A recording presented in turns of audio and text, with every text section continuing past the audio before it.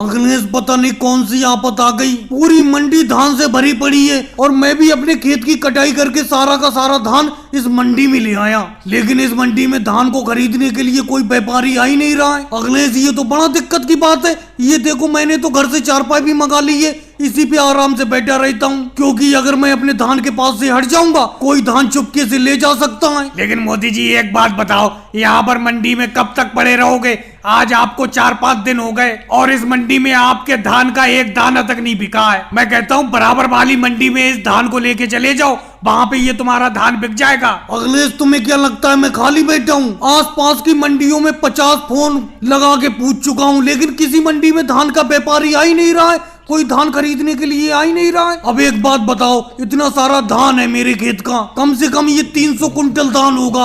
अब मैं दोबारा इस धान को लोड करने के लिए ट्रक मंगाऊं, फिर ट्रक को दूसरी मंडी में ले जाऊं, क्या मैं यही करता रहूंगा? मेरे इस धान का सारा पैसा तो इधर उधर ले जाने के भाड़े में ही खत्म हो जाएगा। अरे राहुल, वो देखो एक व्यापारी आते हुए दिखाई दे रहे हैं, लगता है अपनी तरफ आ रहे हैं वो। भाई साहब, ये धान की ढेरी क्या आप ही की है? जी भाई साहब, ये धान की ढेरी मेरी ही है। बोलो क्या रेट में बेचोगे इस धान को? बोलो, अगर सही रेट में बेचो तो सारा का सारा धान आपका मैं खरीद लूंगा।